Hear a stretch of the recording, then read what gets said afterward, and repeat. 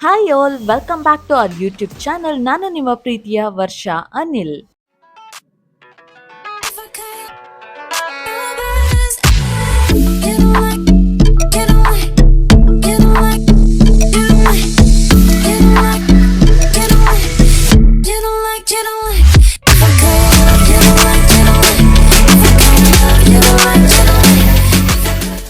Welcome to fort Aguada jail museum.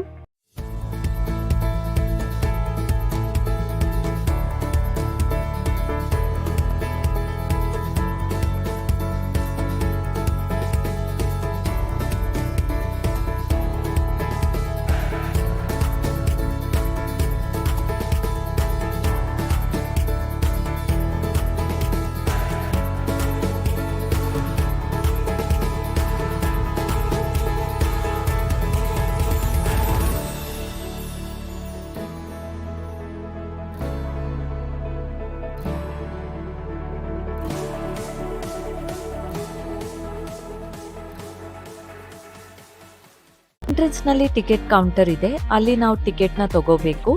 And ticket prices list ನ ಅಲ್ಲೇ display ಮಾಡಿದ್ದಾರೆ. So ನಾವು ಕೂಡ ಟಿಕೆಟ್ ನ ತಗೊಂಡು ಒಳಗಡೆ ಎಂಟರ್ ಆದ್ವಿ.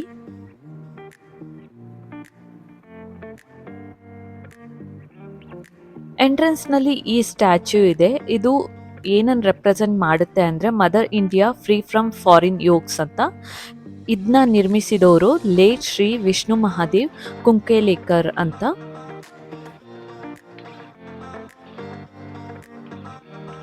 ಇದೇ ತರ ತುಂಬಾ ಸ್ಟ್ಯಾಚ್ಯೂಸ್ ಇದೆ ಇಲ್ಲಿ. ಸೊ ಕೆಳಗಡೆ QR ಕೋಡ್ನ ಕೂಡ ಅಟ್ಯಾಚ್ ಮಾಡಿದ್ದಾರೆ. ಯಾರಾದರೂ ಇಂಟ್ರೆಸ್ಟ್ ಇದ್ರೆ ಮೋರ್ ಡೀಟೇಲ್ಸ್ ಬೇಕಂದ್ರೆ ಇದನ್ನ ಸ್ಕ್ಯಾನ್ ಮಾಡಿ ಇನ್ಫಾರ್ಮೇಶನ್ನ ತಿಳ್ಕೊಬಹುದು.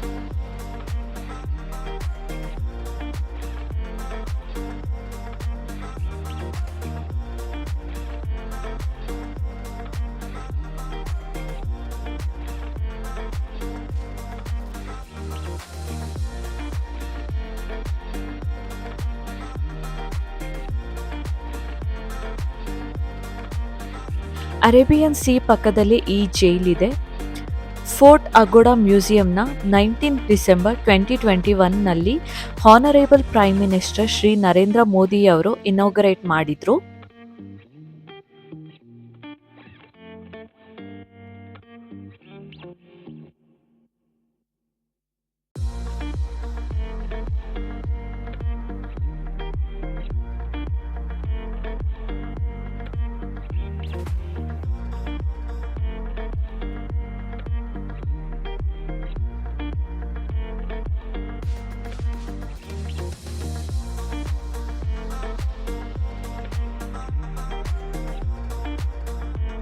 ಅಗೋಡಾ ಜೈಲು ಬಳಿ ಕಾಣುತ್ತಿರುವ ಸಮುದ್ರವನ್ನು ಶ್ವಾನ ಸಮುದ್ರ ಅಥವಾ ಡಾಗ್ ಸಿ ಎನ್ನುತ್ತಾರೆ. ಏಕೆಂದರೆ ಇದು ಒಂದು ಪ್ರಚಲಿತ ಕತೆ, ಅಂದರೆ ಜನಪದ ಕಥೆಯಾಗಿದೆ. ಒಂದು ಕಾಲದಲ್ಲಿ ಪೋರ್ಚುಗೀಸ್ ಸೈನಿಕನೊಬ್ಬ ಕೋಟೆಯ ಸಮೀಪದ ಸಮುದ್ರವನ್ನು ನೋಡುತ್ತಾ ಇರುತ್ತಿದ್ದ. ಅವನು ದಿನಗಳ ಕಾಲ ಒಂದು ನಾಯಿ ಸಮುದ್ರದಲ್ಲಿ ಈಜುತ್ತಿರುವುದನ್ನು ಗಮನಿಸಿದ.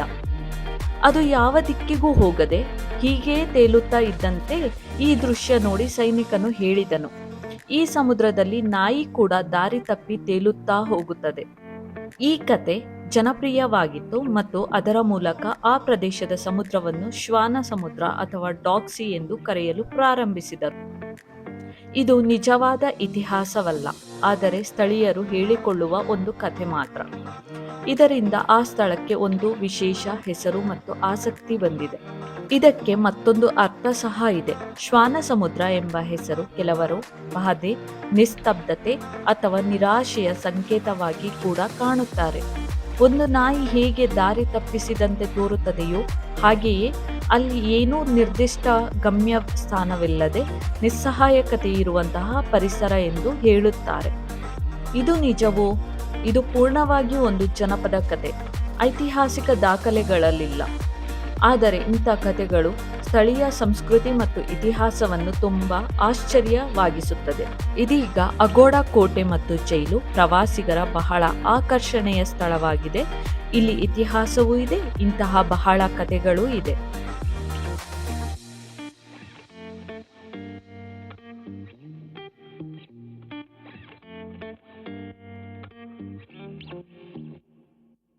ಅಗೋಡಾ ಕೋಟೆ ಜೈಲು ಇತಿಹಾಸ ಮತ್ತು ಅದರ ಪರಿವರ್ತನೆ ಬಗ್ಗೆ ತಿಳಿಯೋಣ ಬನ್ನಿ.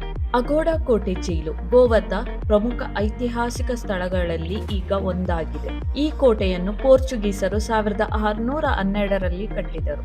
ಇದರ ಉದ್ದೇಶ ಶತ್ರುಗಳ ಸಮುದ್ರ ದಾಳಿ ಮತ್ತು ದಕ್ಷಿಣದ ದಂಡುಗಳಿಂದ ಗೋವಾವನ್ನು ರಕ್ಷಿಸಲು ಕಟ್ಟಿದರು. ಈ ಕೋಟೆಯಲ್ಲಿ ಒಂದು ಹಳೆಯ ದೀಪಗೋಚಿಯೂ ಇದೆ, ಅಂದರೆ ಲ್ಯಾಂಪ್. ಇದು ಏಷ್ಯಾದ ಪುರಾತನ ದೀಪಗೋಚಿಯಲ್ಲಿ ಒಂದಾಗಿದೆ. ಈ ಕೋಟೆಯ ಒಂದು ಭಾಗವನ್ನು ಪೋರ್ಚುಗೀಸರು 1930ರ ದಶಕದಲ್ಲಿ ಜೈಲಾಗಿ ಪರಿವರ್ತಿಸಿದರು. ಆ ಕಾಲದಲ್ಲಿ ಗೋವಾ ಸ್ವಾತಂತ್ರ್ಯ ಹೋರಾಟದಲ್ಲಿ ಭಾಗವಹಿಸಿದ ಹಲವಾರು ಹೋರಾಟಗಾರರನ್ನು ಈ ಜೈಲಿನಲ್ಲಿ ಬಂಧಿಸಿದರು. 1961ರಲ್ಲಿ ಭಾರತವು ಗೋವಾವನ್ನು ತನ್ನದಾಗಿಸಿಕೊಂಡ ನಂತರ ಈ ಜೈಲು ಭಾರತದ ಸರ್ಕಾರದ ಆಡಳಿತಕ್ಕೆ ಬಂತು. ಇದರ ನಂತರ 2015ರವರೆಗೆ ಇದು ಗೋವಾ ಕೇಂದ್ರ ಜೈಲಾಗಿತ್ತು. 2015ರ ನಂತರ ಜೈಲನ್ನು ಕೊಲ್ವಾಲೆಗೆ ಸ್ಥಳಾಂತರಿಸಲಾಯಿತು. ನಂತರ ಈ ಜೈಲಿನ ಸ್ಥಳವನ್ನು ಸಂಸ್ಕೃತಿಯ ನೆಲೆಗೂಡಾಗಿ ಪುನರ್ಜೀವಿತಗೊಳಿಸಲಾಯಿತು.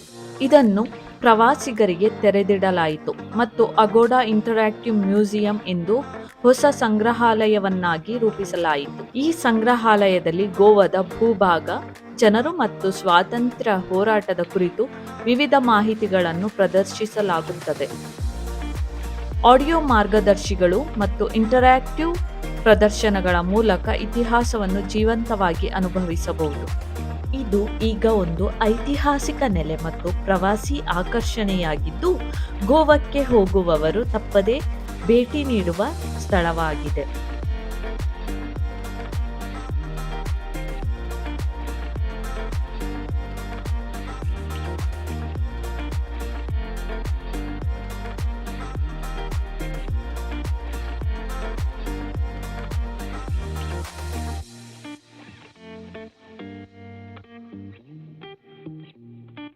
ನೀವು ನೋಡ್ತಿರ್ಬೋದು, ಇಲ್ಲಿ ಹಳೆಯ ಕಾಲದ ಟಿವಿ ಇದೆ.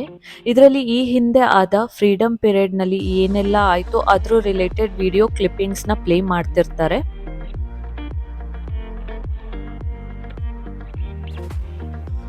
ಅದ್ರ ಪಕ್ಕದಲ್ಲೇ 2D ಇಮೇಜ್ ಬಾಕ್ಸ್ ಇದೆ. ಅದನ್ನ ನೀವು ರೊಟೇಟ್ ಮಾಡಿದ್ರೆ ಮೇಲ್ಗಡೆ ನೋಡ್ತಿರ್ಬೋದು ಸ್ಟಿಕ್ ತರ ಇದೆ. ಅದನ್ನ ರೊಟೇಟ್ ಮಾಡ್ತಿದ್ರೆ ಅದ್ರ ಒಳಗಡೆ ಗೋವಾದ ಫೇಮಸ್ ಪ್ಲೇಸಸ್ ಯಾವ್ದೆಲ್ಲ ಇದೆಯೋ ಅದು 2D ಇಮೇಜ್ ಅಲ್ಲಿ ಬರುತ್ತೆ. ಇನ್ನೊಂದು ಸೈಡ್ ನಲ್ಲಿ ನೀವು ನೋಡ್ತಿರ್ಬೋದು ಮೊಸಾಕ್ ಸೆಲ್ಫಿ ಬೂತ್ ಇದೆ. ಅಲ್ಲಿ ಕೂಡ ನಾವು ನಮ್ಮ ಸೆಲ್ಫಿನ ಅಪ್ಲೋಡ್ ಮಾಡಿದ್ವಿ.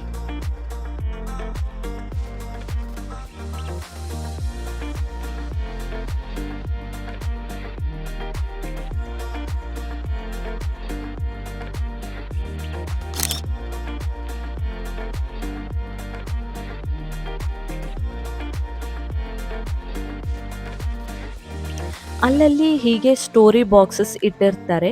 ಸೊ ಅದರಲ್ಲಿ ಏನು ಬರುತ್ತೆ ಅಂದರೆ ಗೋವಾದ ಫ್ರೀಡಮ್ ಆ್ಯಂಡ್ ಆರ್ಕಿಟೆಕ್ಚರ್ ರಿಲೇಟೆಡ್ ಸ್ಟೋರೀಸ್ನ ನೋಡ್ಬೋದು. ಹಾಗೆ ಯಾರಿಗಾದರೂ ಪ್ರಿಂಟ್ ಬೇಕಾದರೆ ಅಲ್ಲಿ ಪ್ರಿಂಟ್ ಕೂಡ ಬರುತ್ತೆ. ಹಿಂದಿ ಆ್ಯಂಡ್ ಇಂಗ್ಲೀಷ್ ಲ್ಯಾಂಗ್ವೇಜಸಲ್ಲಿ ಪ್ರಿಂಟ್ ಬರುತ್ತೆ.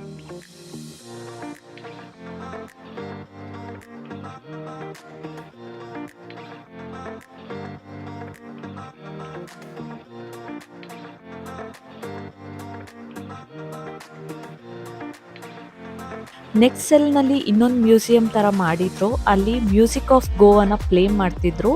ಅದು ತುಂಬಾ ಚೆನ್ನಾಗಿತ್ತು. ಓಲ್ಡ್ ಏಷ್ಯಂಟ್ ಮ್ಯೂಸಿಕ್ ಥರ ಕೇಳಿಸ್ತಿತ್ತು.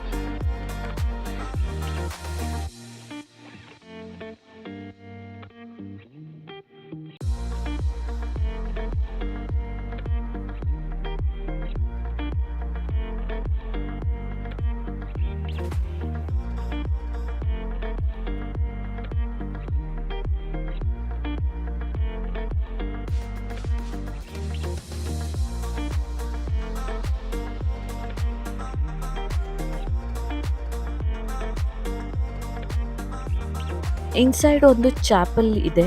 ಸೊ ಅದರಲ್ಲಿ ಮರಿಯಮ್ಮ ಹಾಗೂ ಬಾಲ ಯೇಸುದು ಸ್ಟ್ಯಾಚ್ಯೂ ಇದೆ. ಪ್ರೇ ಮಾಡೋರು ಪ್ರೇ ಮಾಡಿಕೊಂಡು ಫೋಟೋಸ್ ಏನಾದ್ರು ಕ್ಲಿಕ್ ಮಾಡ್ಕೊಳ್ಳೋರು ವಿಡಿಯೋಸ್ ತಗೊಂಡು ಆಚೆ ಬರ್ತಿದ್ರು.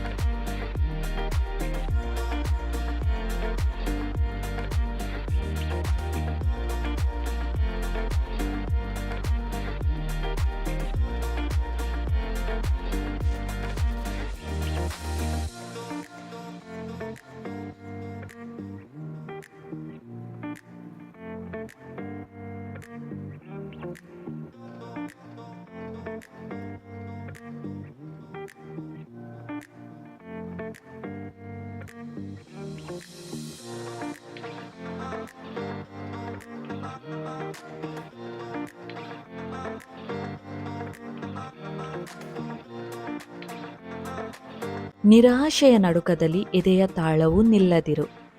ನಂಬಿಕೆಯೊಂದು ಅಲೆಯ ತುದಿಯಲ್ಲಿ ಬೆಳಕಾಗುತ್ತದೆ.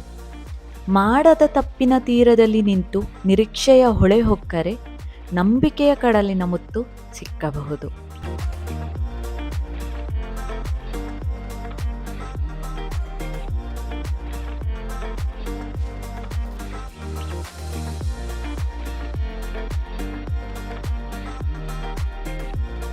I hope you guys enjoyed the story. Please like, share and subscribe to our channel. Stay tuned for our next video. Thank you.